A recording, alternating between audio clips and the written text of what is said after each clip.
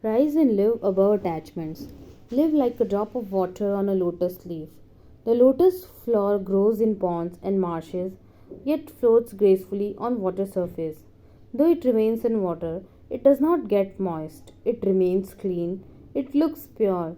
The drops of water on its petals and leaves do not spread, but appear well formed, round, shimmer, just like pearls. One should learn from this majestic flower and live like the lotus. The surface of the lotus leaf is similar to that of the human tongue.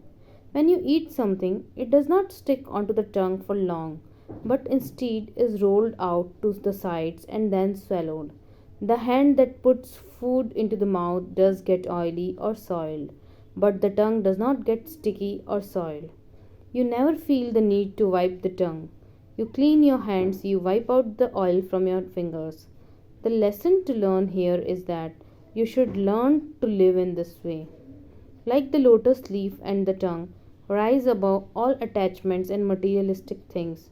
One can be attached to the very smallest of things in this world, and on the other hand, detach himself from something that is very special to him.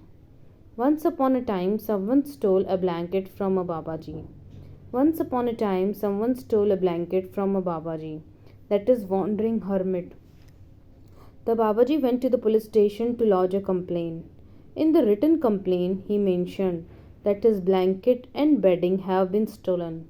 He has lost his quilt, pajama, overcoat, and all of his personal belongings.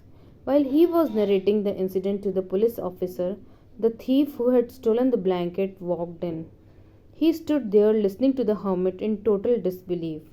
They were furious and interrupted the officer writing the complaint for the hermit.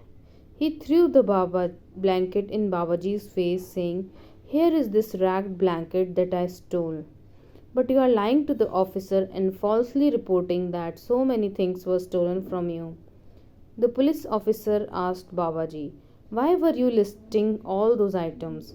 Your list seems unending, whereas the issue was only an old and torn blanket."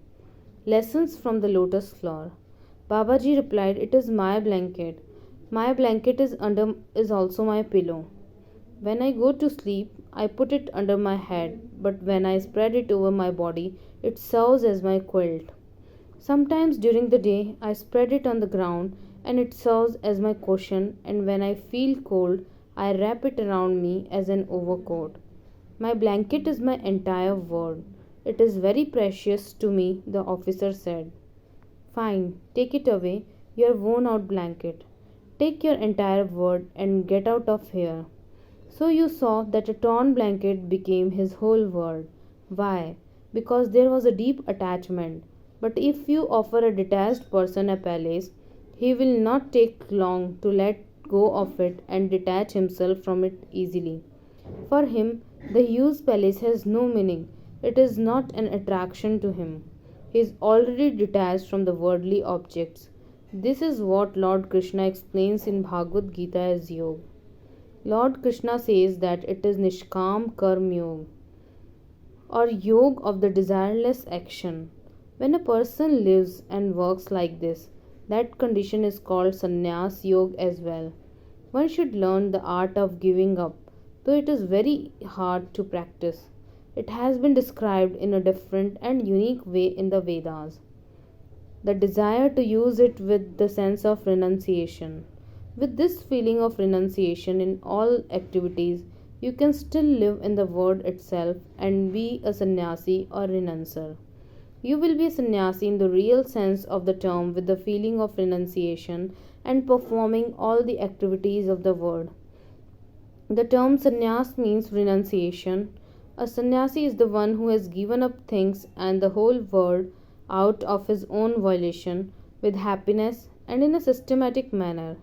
He lives like a lotus flower in a pond. He is in water, yet he is not attached to it or affected by it. Yet its roots remain grounded, and the lotus flower does not waver or submerge under water. Some renounce and leave the world and go to forest and say that they are sannyasis and have given up to the world. But the forest is also a part of the world and it is not outside the world. If you go and sit in the jungle, you will be reminded of the word, of the disputes of the words. Disputes and disputants are there in the jungle also. In fact, disputants are everywhere. You cannot escape them. Therefore, you will have to first correct yourself from inside. Connect to your roots, your God, your inner true self. Otherwise, you shall get lost in the desires and attachments of this material world. You will be fooled by illusions all around you. You have to learn to rise above all attachments yet live in this world.